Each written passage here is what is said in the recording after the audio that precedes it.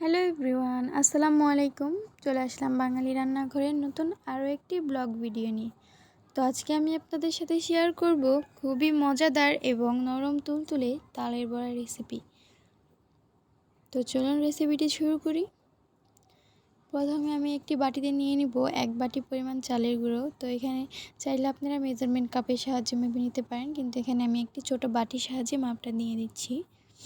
তো এখানে আমি শুকনো চালের গুঁড়ি ব্যবহার করেছি। তো এখানে দিয়ে দেব ওই বাটিরই আরেক বাটি পরিমাণ আটা বা ময়দা যার কাছে যেটা আছে সেটাই ব্যবহার করতে পারেন। এরপর দিয়ে দেব পরিমাপ মতো লবণ,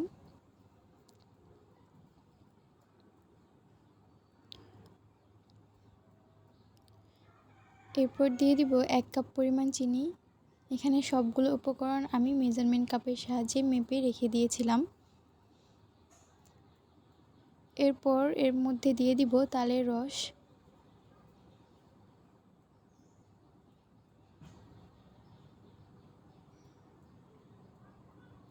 এবার ভালোভাবে মেখে নিব।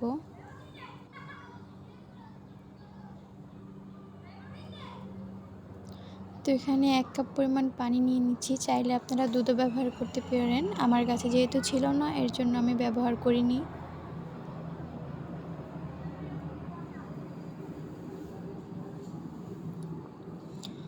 তো আমার মাখানো হয়ে গেছে। মিশ্রণটি প্রায় আমি 10 মিনিটের মতন মেখে নিয়েছিলাম।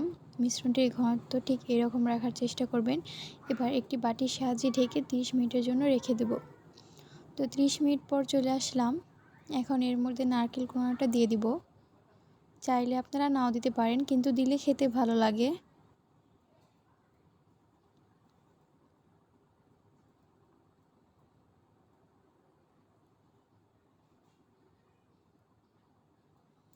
এবার ভালোভাবে মেখে নেব।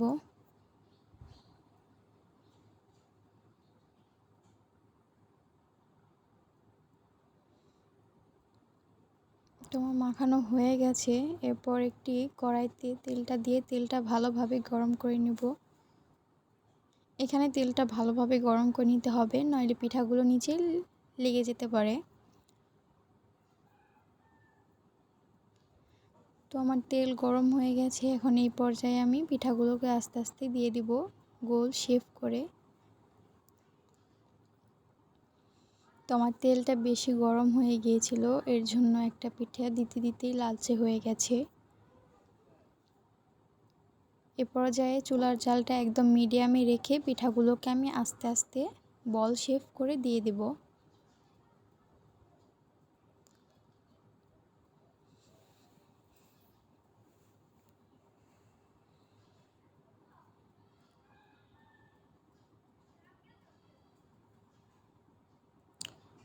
পিঠাগুলোকে অবশ্যই ডুবো তেলে ভাজতে হবে এবং আস্তে আস্তে ভেজে নিতে হবে। চুলার জালটাকে মিডিয়ামে রেখে আস্তে আস্তে ভেজে নিতে হবে। তো আমার সবগুলো পিঠা দেওয়া হয়ে গেছে এবং এক পাশ ভাজাও হয়ে গেছে। এবার আমি একটি চামচের সাহায্যে এগুলোকে উল্টে দেব।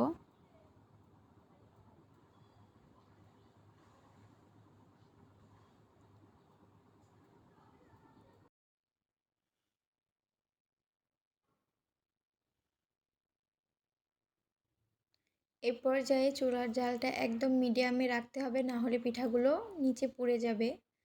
তো আমার সবগুলো পিঠা উল্টানো হয়ে গেছে এবং অপর পাশটিও ভাজা হয়ে গেছে এবং আরেক সাইড আমি উল্টে দেব।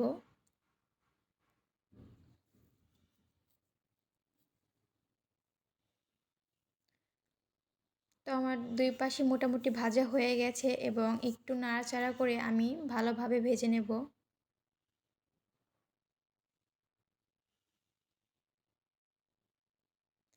তো পিঠাগুলো যখন বাদামি কালার হয়ে আসবে তখনই আপনার একটি ছাঁকনির সাহায্যে তেলটা ঝরিয়ে নামিয়ে নেবেন। তো পিঠাগুলো আমার ভাজা হয়ে গেছে, এখন আমি তেলটা ঝরিয়ে নামিয়ে নেব।